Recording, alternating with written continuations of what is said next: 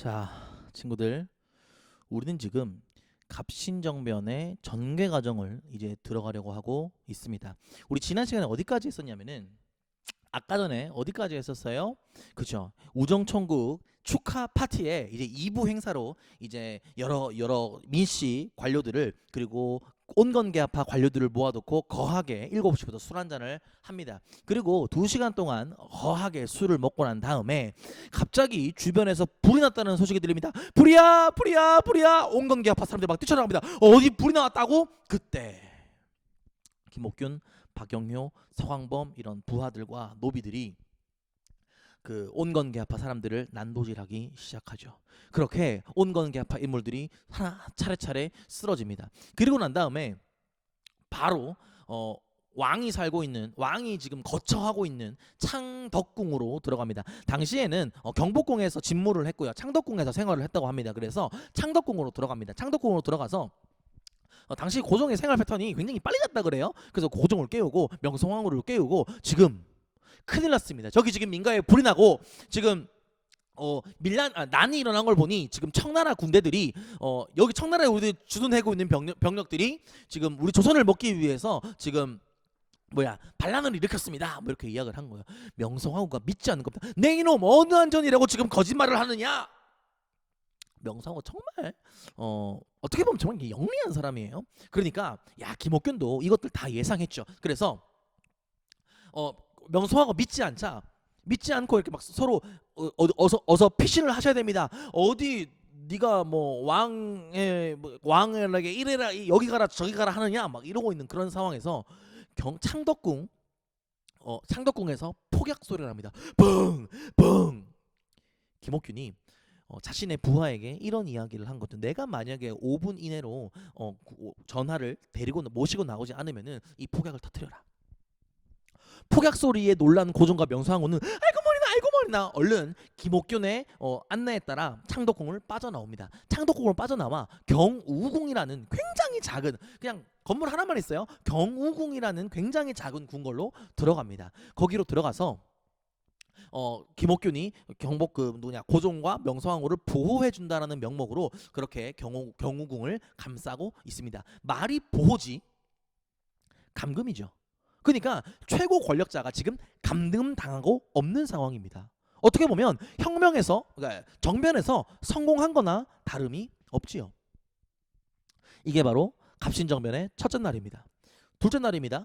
둘째 날에는 이제 뭐 여러 가지 반란이 일어났으니 밀란이 일어났다고 하니 고종이 여러 고위 관료들을 경궁으로 집합시킵니다. 그러니까 뭐 온건계합파가 죽지 않은 온건계합파들 그리고 고위 관료들 뭐 민씨 세력을 가지고 있는 민씨 세력들은 경운궁으로 모였겠죠. 경운궁으로 모였는데 저 왕이 있고 그 앞에 김옥균이 칼을 차고 딱 있는 거죠. 그리고 나서 온건계합파가 입궐하자마자 바로 칼로 난도질을 해버리는 겁니다. 고종이 어느 안전이라고 지금 사람을 죽이느냐 그러지 마라 얘는 내 처남이지 않느냐 얘는 내 부인의 뭐 사촌 동생이지 않느냐 말을 듣지 않습니다. 김옥균이 정신이 완전 나가가지고 막 온건계합파와 민씨 척척 세력들을 막 난도질하기 시작합니다. 고종이 그때 어떤 느낌을 받았을까요? 아, 얘네들은 자칫하면 나를 죽일 수도 있겠구나 이런 생각을 한 거죠. 이렇게 되면 이제 완전히 이 정변은 성공했다와 다름없습니다. 그리고 난 다음에 이제 급진계합한 갑신정변을 일으켰던 주도 세력들은요 모여가지고 새벽까지 회의를 한 끝에 14개조 개혁 정강을 발표합니다. 그러니까 이 갑신정변 세력들이 꿈꿨던 세상은 바로 이런 세상인 거예요. 시험에 사료로 굉장히 많이 나옵니다. 선생님이 역사할 때는 이런 거 잘 안 하는데 이거는 꼭 너희들한테 보여주고 싶었어. 그만큼 선생님이 갑신정변을 되게 좋아하는 사건이 갑신정변이 되게 안타까운 사건입니다. 그러니까 급진계합파 인물들이 모여가지고 우리는 이제 이렇게 개혁을 할 거다. 내가 이제 뭐 왕은 허수아비니까 우리가 이제 정권을 잡았으니 이렇게 이제 나라를 운영해야겠다라는 것들이 담겨 있어요. 총 14개라고 해서 갑신정변 14개조 정강 이렇게 부릅니다. 그중에 선생님이 좋아하는 것 중요한 것들만 좀 뽑아왔어요. 몇 개니? 6개네요. 6개 6개나 좋아했다고? 좀 덜 좋아했으면 좋았을 텐데. 자, 일단 첫 번째부터 멋있습니다. 청에 잡혀간 흥선대원군을 돌아오게 하고 흥선 내용은 청나라에 있죠. 왜요? 이모곤란 이후에 청나라의 위안스카이가 데려갔다 납치해갔다 했잖아요. 데려오고 청에 대해 행하던 조공의 허례를 폐한다. 이제 우리는 청나라 사대하지 않겠다. 딱 목 박은 거죠. 선생님 뭔가 이상해요. 뭐가 이상하니? 뭐가 이상한데 이쪽에는 왜 했는지 알겠어요. 왜냐하면 급진개합하는 4대를 싫어했으니까요. 청나라로부터 독립하고 싶어 했으니까 이거는 무슨 말인지 알겠는데 흥선대원군은 쇄국정책 펼치던 사람 아닌가요? 급진개합파 인물들이 왜 흥선대원군을 돌아오게 하나요? 이게 멋있는 거야. 이게 당시에 급진개합파 이 개혁 정강을 발표하기 전 그 회의를 할 때도 흥선대원군을 돌아오게 하지는 말자 하는 주장들이 굉장히 많았어요. 하지만 김옥균이 이것을 강력하게 주장했습니다. 왜 김옥균은 흥선대원군을 돌아오게 하려 했을까요? 주변에서 이런 얘기 했겠죠. 아니 대원군은 쇄국정책을 펼치던 사람 아닙니까? 그들을 데려와서 우리에게 도움되는 게 하나도 없습니다. 흥선대원군은 그냥 청나라에 있게 냅두시죠. 얘기가 나니까 김옥균이 책상을 탁 치면서 이보시오. 말 좀 똑바로 하시오. 어떻게 그렇게 생각할 수가 있어. 흥선대원군은 아무리 우리와 생각이 다르다 할지라도 우리나라의 국부요. 임금의 아버지요. 어떻게 임금의 아버지가 다른 나라에 볼모로 잡혀 있는데 우리가 그것을 눈뜨고 보고 올 수 있단 말입니까? 어떻게 그것이 자주국의 모습이라 할 수 있겠습니까? 이보시오. 나 안동김씨요. 여러분, 대원군과 안동김씨는 어떤 사이입니까? 안동김씨를 대원군이 모조리 다 숙청하지 않았습니까? 안동김씨의 권력을 대원군이 모조리 뺏지 않았습니까? 근데 김옥균, 안동김씨인 김옥균이 뭐라고 이야기하나요? 흥선대원군을 돌아오게 해야 된다. 멋있지 않나요? 나의 사사로운 이익을 채우려는 게 아니라 우리나라를 자주국으로 만들기 위해 대원군은 우리나라로 돌아오게 해야 된다. 그렇습니다. 자, 그 다음 2번. 문벌을 폐지하여 이야 인민평등의 권리를 세워 이야 능력에 따라 관리를 임명한다. 이거 뭐예요? 신분제 없애겠다는 겁니다. 선생님 아까 이야기했어요. 급진개합파 아까 이야기했던 갑신정변의 주도 세력들은요 다 금수저 중에 금수저라니까요. 우리 중에 국무총리 아들 이야기해보세요. 우리 중에 장관 딸 손들어 보라고 없잖아. 근데 국무총리 아들, 장관 아들, 완전 기득권 계층이 뭐라고 이야기합니까? 내가 가지고 있는 신분, 내가 가지고 있는 것 포기하겠다. 이거 진짜 어려운 거거든요. 하지만 나라의 발전을 위해서라면 이거 단행하겠다. 신분에 따라 아니라 능력에 따라 내가 우리들이 이제 인재를 등용시키겠다. 이것이 바로 근대 국가다. 이야, 대단한 거죠. 우리들이 이런 얘기 되나요? 이번에 코로나 때문에 국가 예산이 굉장히 많이 사용되고 있습니다. 뭐 지원금도 그렇고 뭐 여러 가지. 그러면서 뭐 나라 재정이 어렵다 뭐 이렇게 국회의원들이 많이 이야기를 하면서 국회의원들의 자신의 월급은 삭감하지 않습니다. 물론 선생님도 그렇죠. 나도 내 월급 삭감하면서 나 월급 줄 필요 없어요. 더 어려운 사람 주세요. 이렇게 하기 쉽지 않아. 난 그렇게 하지 않을 거고 나도 힘드니까. 몰라. 아무튼 자기가 가지고 있는 권력을 버리면서까지 자기가 가지고 있는 이권, 이득을 버리면서까지 어떤 제도를 바꿔 나가는 것 쉽지 않다니까요.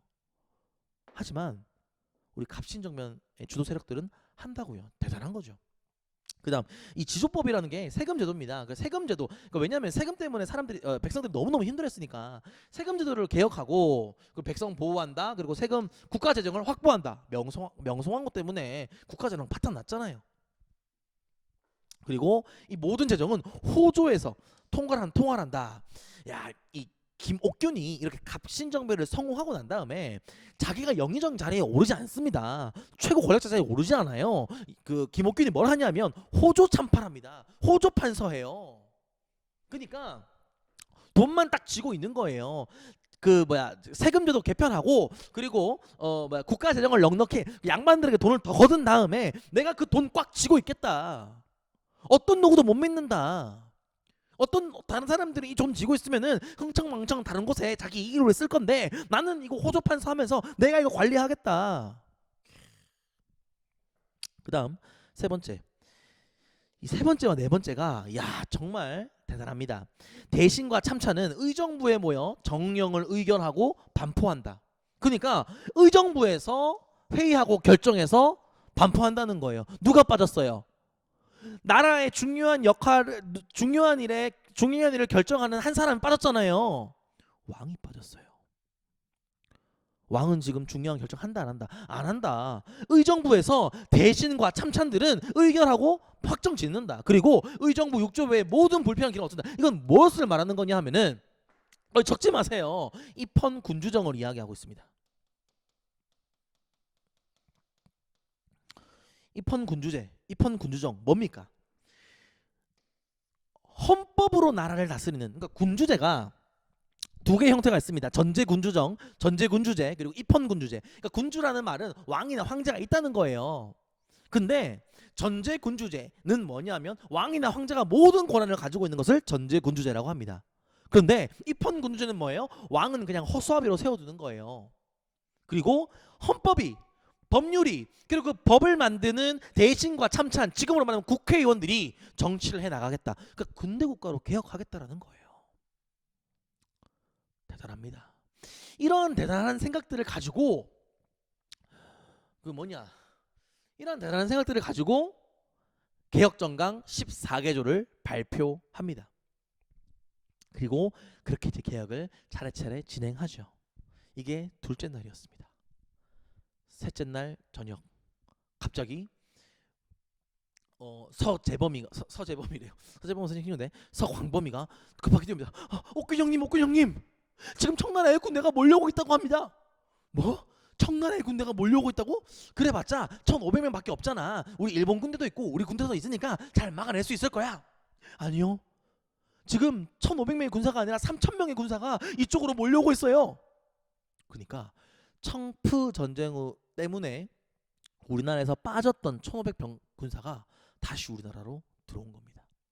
그리고 다시 이 갑신정변을 진압하기 위해서 우리나라로 들어오는 것이죠. 옥균이가 놀랍니다. 그럼 어떡하지? 빨리 일본 공사관 일본 공사 주재인 다케조이를 불러와. 지금 일본 군대들은 다 철수하고 있습니다. 뭐? 일본 군대들 철수하고 있다고? 네. 지금 청나라 3,000명의 군사가 들어온다는 소식을 들은 일본 군대가 갑자기 배반을 하고 뒷공무니 빼고 빼는 거죠. 일본은 나름대로의 생각이 있었던 거죠. 지금 사실 일본은요, 청나라가 이렇게까지 조선을 지키기 위해서 청푸 전쟁까지 포기하고 올 거라고는 생각을 못했습니다. 그래서 1,500명 정도밖에 안 되는데 청나라가 프랑스 전쟁하느라 정신없지 이 갑신정변은 진압하지 않을 거야 이 정도로 생각했었는데 실제로 청나라 자기의 생각대로 잘 되지 않으니까 갑자기 후퇴하고 도망가는 것이죠. 김옥균, 박영효, 서광범, 홍영식 어떻게 해야 합니까? 남은 일부의 자신의 부하들, 자신의 신하들 그리고 자신을 따르던 장교들 몇 명 끽해봐야 한 3,400만밖에 안 되는데 3,000명 군사를 당해내기에는 역부족이죠. 그리고 또 선생님이 한 가지 이야기를 안 했는데 이거 뭐야? 이거 왜 써 있어? 뭐야? 명성황후가 머리가 빨라요. 뭔가 분위기가 이상하다 싶어가지고 나 경호궁 말고 창덕궁으로 돌아갈래. 나 창덕궁으로 가고 싶어. 이렇게 이야기를 한 거예요. 그러니까 그 정도 그걸 원한다고 하고 그러니까 청나라는 돌아오지 않을 거야라는 생각으로 창덕궁으로 다시 돌아갑니다. 이 창덕궁과 경호궁의 차이는 뭐냐면 크기입니다. 크기. 그러니까 넓은 곳에서 그 넓은 곳을 방어하고 지키려면 더 많은 병력이 있어야 되잖아요. 근데 좁은 곳에서 지키려면 괜찮잖아요. 근데 명성황후가 창덕궁 다시 옮기자 그래서 다시 옮겼거든요. 그러니까 창덕궁 너무 굉장히 넓은 곳에서 청나라의 군사를 감당해내기에는 역부족이었던 거죠. 그래서 안 되겠다 싶어서 하나둘 급진계합파 주도 세력들은 도망을 가기 시작합니다. 이때 홍영식은 이야기를 합니다. 나는 도망을 갈 수 없네. 나는 가지 않을 거네. 내가 지금 우리 전하 고종 폐하를 앞두고 고종 임금을 앞두고 임금을 내버려 두고 도망가는 거는 불충인 것 같네. 나는 끝까지 남아 청나라의 군대로부터 고종을 지킬 것이네. 그래, 그럼 그렇게 하시게나. 다 도망을 가버리죠. 청나라 군대가 창덕궁으로 들어옵니다. 창덕궁으로 들어와서 사실 고종도 홍영식이 얼마나 고맙고 그럴 거 아니에요. 그래서 청나라 군대 얘는 절대로 죽이지 마 하는데 청나라가 고종의 말은 듣지도 않고 홍영식 완전 난도질을 해버려서 죽이고 말죠. 그리고 김옥균과 나머지 세력들을 찾고자 샅샅이 뒤집니다. 그런데 나머지 세력들은 이미 변장을 하고 변장을 어떻게 하냐면 상투를 잘라버립니다. 그래서 일본 사람인 척하고 일본 공사관이 타는 일본 공사 사신이 타는 배 갑판 밑에 숨어가지고 일본으로 밀항을 하죠. 이렇게 도망을 가서 3일 만에 이 갑신정변이 실패로 끝이 나고 맙니다.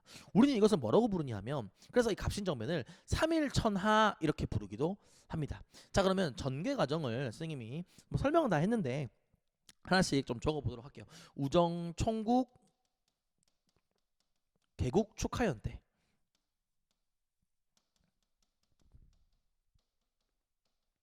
우정, 총국은 지금의 우체국이라고 이야기를 했어요. 이때 거사를 치루었고 여러 가지 하고 난 다음에 개혁을 추진했다. 이때 개혁 추진의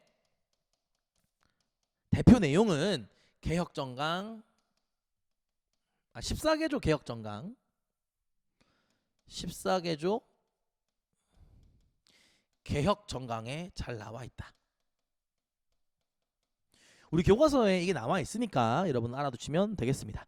자, 그리고 청나라의 군대가 개입하게 되었고 그러면서 결국에는 3일 만에 실패로 끝이 나는 게 갑신정변이다 이런 거예요. 자, 갑신정변도 이모군란과 마찬가지로 결과가 중요합니다. 일단 조선은 청나라와 다시 조약을 맺죠. 다시 조약을 맺어가지고 정말 우리는 청나라가 없으면 안 됩니다. 그러니까 청나라가 명성을 지금 2번에 살려준 거예요. 이모군란 때 그리고 갑신정변 때. 그러니까 우린 정말 청나라 없으면 안 돼요. 이러면서 청나라의 내정 간섭이 보다 더 심해지죠.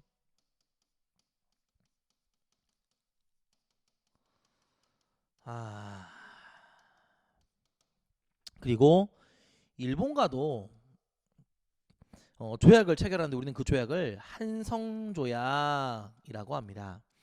이 한성조약의 내용은 뭐냐면 배상금을 지불한다 이런 거예요. 우리나라가 일본에게 배상금을 지불한다. 선생님, 일본은 그냥 배신했는데 왜 배상금을 지불해요? 이 과정에서 민가에 불을 지르는 과정에서 일본 공사관이 또 불탔대요. 그래서 그 공사관을 새롭게 짓는 명목으로 배상금을 지불했습니다. 이때 사실 이때 군대에 대한 이야기는 전혀 없잖아요. 이 갑신정변의 제일 중요한 결과는 바로 이겁니다. 따라합시다. 텐진조약. 다시 텐진조약. 텐진에서 조약을 체결하게 되는데 이 텐진조약은 청나라와 일본이 맺은 조약이에요. 우리나라가 맺은 게 아니야. 갑신정변 때 청나라와 일본은 한 번 전쟁을 할 뻔했습니다. 일본은 급진개화파를 지지했고 청나라는 온건개화파를 지지하게 되면서 우리나라에서 한번 전쟁을 할 뻔했죠. 하지만 일본이 일본이 머리를 잘 굴려가지고 지금은 청나라와 싸우는 게 시기상조다. 군대를 뺐죠. 이렇게 이야기를 합니다. 이때 텐진조약을 체결한 사람이 도요토미 히데요시 아니죠. 이토 히로부미입니다. 미안해요. 이토 히로부미인데 이 이토 히로부미가 이모군란 이후에 조선에 청나라의 군대와 일본 군대, 우리나라의 군대가 동시에 있으니까 전쟁이 날 우려가 있다. 그래서 군대를 둘 다 빼자. 공동 철병입니다. 그리고 만약에 부득이한 사정으로 다시 조선으로 군대를 보내야 할 때는 상대 국가에게 알려주자. 우리는 지금 서로 조선을 먹으려는 게 아니잖아. 그냥 조선을 보호해주기 위함이잖아. 그러니까 내가 조선을 먹는다 그러면 네가 화낼 거고, 네가 조선을 먹는다 그러면 내가 화낼 거니까 지금 우리는 조선을 먹으려고 하는 게 아니라, 조선을 차지하려고 하는 게 아니라 그냥 위험한 조선을 구해주려는 마음에서 군대를 파병하는 것이다. 서로 그걸 확인하기 위해서 서로에게 내가 군대를 파병합니다 알려주자. 이 내용이 바로 텐진 조약입니다. 지금 어이가 없는 거예요. 지금 어느 나라로 들어갔는데 어느 나라에게 연락해주자. 우리나라로 들어오겠는데 청나라나 일본에게 연락해주자. 우리에게 왜 안 알려줘요? 이만큼 조선에 힘이 없었다. 조선에 정치하는 사람들이 굉장히 무능력했다 라는 게 보여지는 것이죠. 지금 시간 얼마나 됐나요? 20분 됐네. 이 갑신정변의 결과에 대해서 좀 여러 가지 좀 이야기를 해봐야 되는데, 갑신정변에 대한 평가를 우리 교과서는 이렇게 하고 있습니다. 우리나라의 근대적 개혁, 최초의 근대적 개혁 운동이었으나 우리 내부에서 일어난 뭔가 우리나라를 근대국가로 바꾸기 위한 개혁 운동이었지만, 한계에 대해서 어떻게 이야기하고 있냐 하면, 첫 번째 위로부터의 개혁이었다.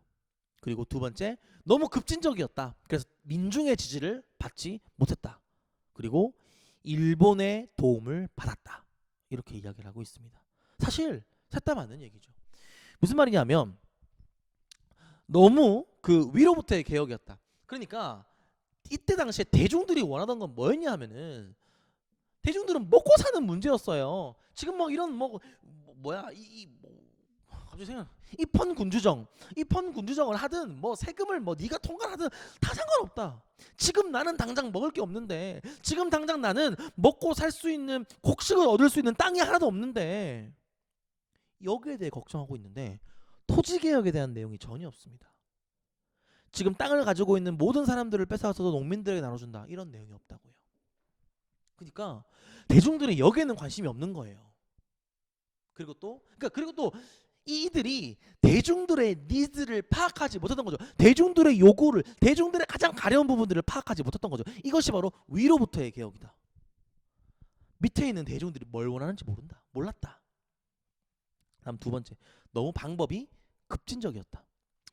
일반 대중들은요, 지금 이렇게 상황이 진행되고 있는 상황에 이런 갑신정변을 뭐라고 인식했을까요? 근대 국가로 나아가기 위한 개혁입니다, 이렇게 생각했을까요? 대중들이 그냥 자기가 왕이 되기 위해서 왕을 죽이려고 했구나, 이렇게 생각하겠죠. 왕을 감금하고 권력자들 다 죽여버리고. 그리고 이들의 나이가 얼마였다고? 20살, 20살, 20대, 30대 초반. 선생님은 더 어린 사람들이 지금 막 영의정하고 뭐 장관하고 하고 있는 거예요. 지금은 나이 서열주의가 그래도 많이 사라졌지만, 그때 당시에는 엄청나게 심했을 텐데 지지를 안 하는 거죠.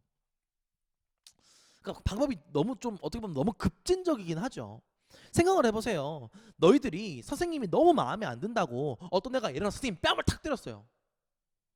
그러면 많은 학생들이 어떻게 생각하겠어요? 조찬 선생님은 뺨 맞으면 했어, 이렇게 생각할까요? 그래도 저건 너무한 거 아니야? 오히려 선생님에게 동정표가 오는 거잖아요. 그런 느낌이에요. 대중들의 지지를 받지 못했던 거. 또 일본 군대의 힘을 빌렸잖아요. 네. 청나라로부터 독립하기 위해서 일본의 힘을 빌려? 그럼 그 이후에는, 갑신정변이 있고 난 이후에는 일본에게 의지하는 거 아닌가요? 여러 가지 한계점들이 있죠. 그래서 이 갑신정변 이후에, 이 너무 속상한 건데, 이 갑신정변 이후에 개화를 하겠다, 개화 정책을 하겠다 라고 말해버리면 마치 임금의 명령을 반역하고 임금을 없애버리고 새로운 나라를 만들어버리겠다라는 뉘앙스로 비춰지게 됩니다. 이러면서 1800, 적지 마세요. 1884년부터 1894년까지 약 10년 동안 근대화에 대한 움직임이 단 하나도 없습니다. 너무너무 가슴 아픈 순간들이죠. 이때 일본은 뭐 하고 있어요? 완전 근대화 다 이루고 부국강병하고 있습니다. 그래서 94년도에 청나라랑 싸워서 청일전쟁이 이긴다니까. 갑자기 열받네요. 그래요, 열받지 않겠습니다. 네. 시간이 너무 많이 지났는데 너희들한테 꼭 하고 싶은 얘기고, 그리고 또 생각해야 될 거리들을 굉장히 많이 줍니다. 우리가 원하는 게 있어도 어떤 식으로 그 원하는 것들을 쟁취해야 되는가, 이런 것들, 뭐 그리고 세상을 바라보는 눈, 사회를 바라보는 눈, 뭐 이런 것들을 굉장히 많이 우리에게 많은 메시지를 주는 게 사건이 갑신정변이 아닌가라는 생각이 듭니다. 다음 갑신정변 이후에 상황들에 대해서도 좀 설명을 하려고 했었는데 시간이 너무 많이 지나가지고 못하고 다음 시간에 한번 하죠 뭐. 예. 그래요. 뭐 중간고사도 없는데 뭐 진도가 무슨 상관이니. 자, 그러면은 수고 많이 했고요. 다음 시간에 만나도록 합시다. 안녕.